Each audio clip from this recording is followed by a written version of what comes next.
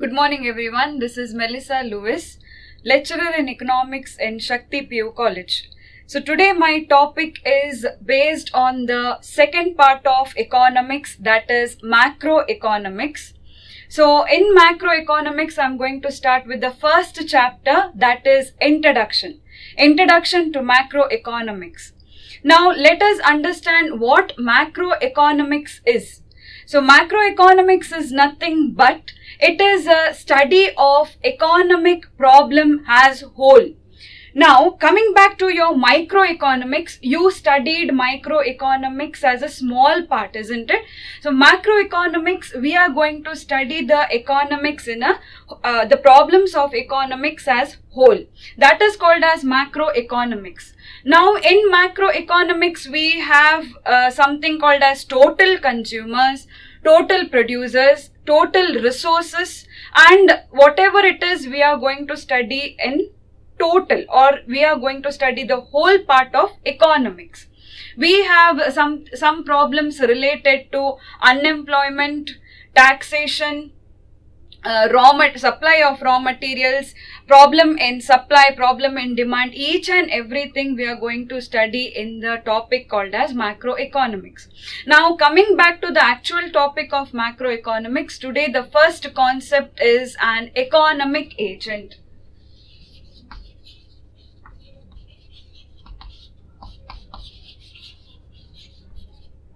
Now, who are these economic agents? Economic agents are those who take up economic decisions. Okay, for example, let me tell you an example of consumers. So consumer is one of an economic agent because he decides certain thing for himself. He takes up a decision in the sense how much to consume, in what quantity to consume, what to be consumed, each and everything he decides. So people who take up decisions are called as economic agents. Apart from the consumers, we have producers as well. Now, producers are the people who decide how much to produce, in what quantity to be produced, for whom to produce and what to produce. So even the producers sit and decide in what quantity to be produced, isn't it? So what did I say? The producers or the consumers are those who decide. So people, an individual or an institution who decide what to be done, how much quantity to produce, how much quantity to consume, these are called as an economic agents. We also have people such as government,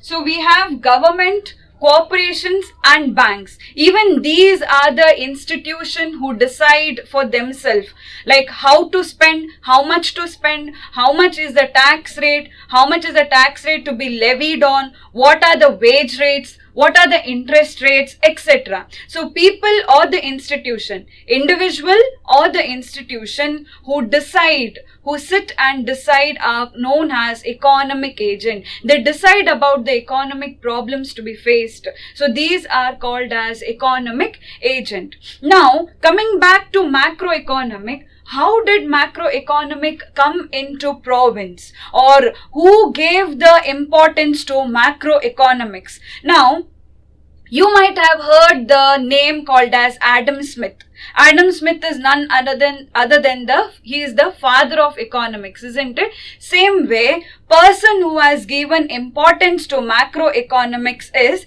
his name is J.M.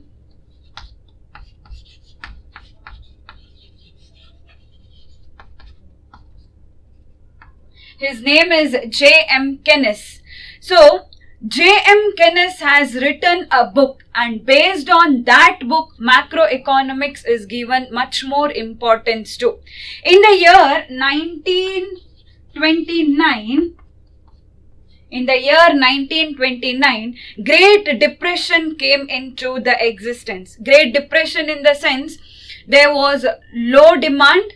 Due to low demand, there was low supply, and due to low supply, there was less employment. And when we people do not have employment, there is no exchange of money in our hands. So at the end of the day, we face something called as depression. Now, this depression was faced by the economy and the government, the corporations, the banks, or any other economist didn't have the solution for it. Okay, so the solution was found out by the J.M. Kenneth's book. Though from his book we came into the solution part. Solution was, there are various theories which has been followed by macroeconomics book, which we are going to study in the coming part. Okay, so in short, J.M. Kenneth was a person who gave the solution for the problems which was faced by the economy. Concepts related to macroeconomics. The first concept which we are going to study for today is factor of production.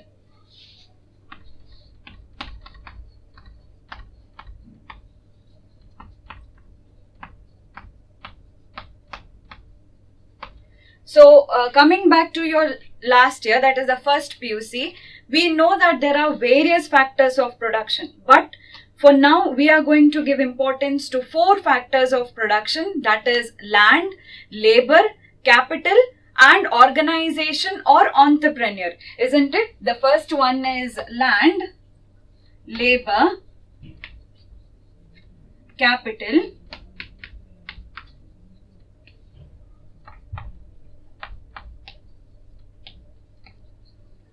entrepreneur or organization.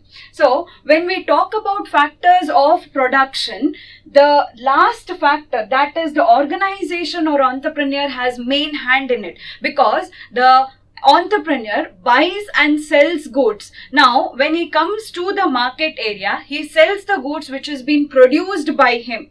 Okay, when he sells the goods, in return he has to get some money, and we call it as revenue, isn't it? After spending all of his revenue on the land, for land he spends the revenue as rent, for labor he spends as wages, and for capital he spends as interest. So once he spends the revenue on these land, labor and capital, whatever is left for him is an income, or you can call it as profit. Okay. So each factor of productions are being rewarded. Land is being rewarded as rent, labor is being rewarded as wages, capital is being rewarded as interest, and the entrepreneur or the organization is being rewarded as income or profit. So this was the first concept, that is factor of production. The second concept is international trade.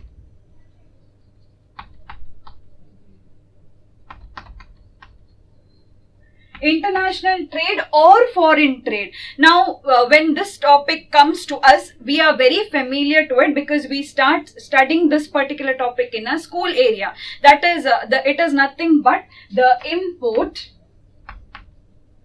and the export. So import is nothing but we are going to purchase goods and services from another country, isn't it? May it be buying some vehicle or machinery from another country, that is called as import, whereas export is nothing but we are going to sell the goods and services to some another country. Okay, so this is another concept which is related to macroeconomics. The third topic is wage rate. The other factor which is related to macroeconomics is wage rate. Wage rate is nothing but the price at which the laborers are brought or sold. I repeat, it is the rate at which the laborers are bought or sold. In simple language, wage rate is nothing but the amount which is being given to the laborers. For whatever work they do in a day, they are being paid for it, isn't it? The money is being paid for it. The money is being termed as wages. When the laborer work for the whole day or for half a day or whatever it is, they are being paid in terms of money, and that money is called as wages. So these are some of the factors or some of the concepts which is related to macroeconomics. The next topic is the working of economy in capitalistic country. Okay, now let us understand what is the meaning of capitalistic country. Capitalistic country means here the interference of the government is less.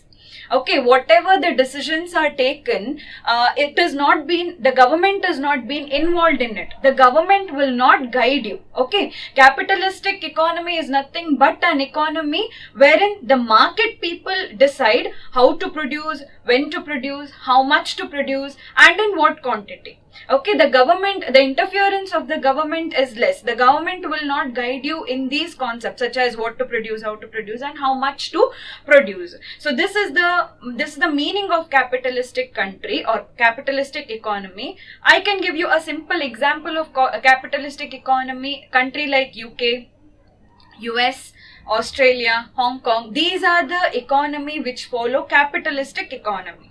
Now let us understand some of the features of capitalistic country. The first feature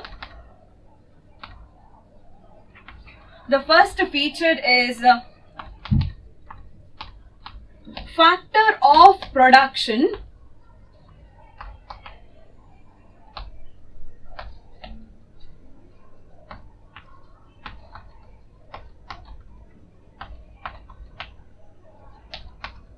factors of production are being owned by the private people.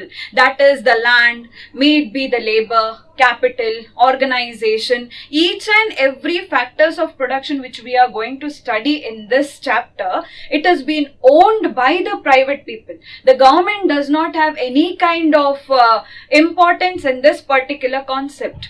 In simple words, their interference is being neglected. Only the people, market people, or the price mechanism are being given importance to. So the factors of production such as land, labor, capital, here the main importance is given to the market people. Whereas the second feature is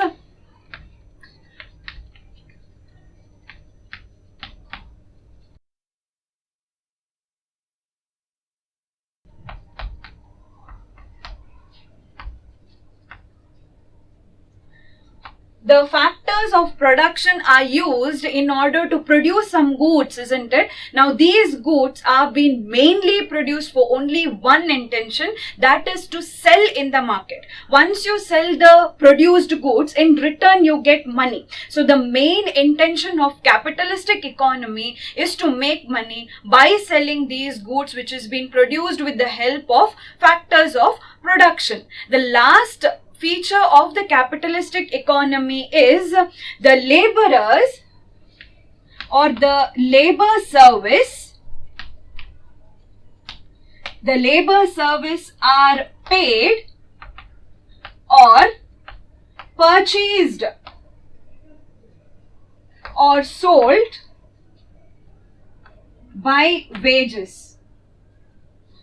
That is, if the employee wants to work, he can work, he can earn money, he can earn his living bread by earning or by making doing any kind of work. In same way, the employer, he makes some people to work under him and the employer will pay money to these workers. May it be in form of wage, may it be in form of salary or something. So this is the another topic, that is the features of capitalistic country. So we have understood what do we mean by capitalistic country and what are the features of capitalistic country. So give importance to this particular topic. The next topic is role of government in both developing and developed country. When we talk about the role of government, let us just analyze what are the favors which is being done by the government to us. Okay, in talking in a simple language, the activities which is being done by the government to us is, may it be framing law for us. Once it is been framed, they enforce the law. Once it is enforced, if there is any kind of violence to the law, then they are punished. That is the one part. First part is framing the law.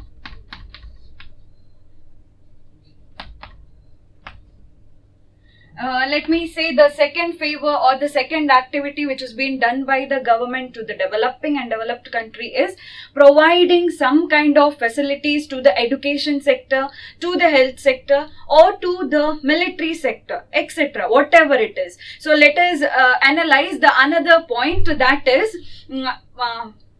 framing the interest or framing the tax rate. So these are all the activities which are being done by the government towards the country, towards our country. So while we talk about or while we write in the exam, you can add on to your own points while writing this particular topic. Okay, the next topic or the continuation of the particular topic is role of the household in the developed and developing countries.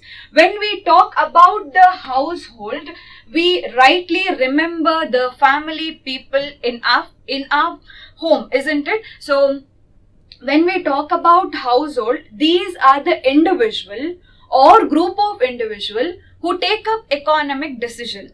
That is, when we talk about household, let us remember the people who work for us, or people who work in a firm. They will get wages, isn't it? If your family people are working in any kind of firm, they earn or they paid wages. Or if the people are working in any kind of government sector or in any kind of profession, then they are being paid as salary. Okay. And if the people or the individual own any kind of production firm, then they earn income or profit. While talking about production firm, if there is a demand for the product, only then they can make money or they can make profit out of it. If the production or if there is no demand for any kind of products which is being produced by their firm, then they might face loss. That has to be kept in your mind. Okay, so an individual or group of individual who work in a firm or in any kind of professions are being paid wages or salary. Okay, now in a simple term, when we make money or when we earn money, there is a circulation of money in the economy. For example, if I've traveled by a bus, I pay the money or the fare of the ticket to the conductor or to the bus owner, and the same way the bus owner will purchase anything, let me say ration to their house, and they have to pay money for that. So you can connect these payments which is being done by us and done by the other people, and at the end of the day the money goes to the economy. So by the payment of each and every money activity, our GDP increases or our country starts developing. So by this I have completed the first chapter in your economics. You have to give due importance to the topics such as role of government, role of household, and the previous topic, the concepts which has been relating to macroeconomics. And always remember the word J.M. Keynes, the person who has given much more importance to, or from J.M. Keynes, the macroeconomics has emerged. And for 1 mark, you will get the depression year, the Great Depression, which was struck in 1929. By this, I'm ending my first chapter. Thank you.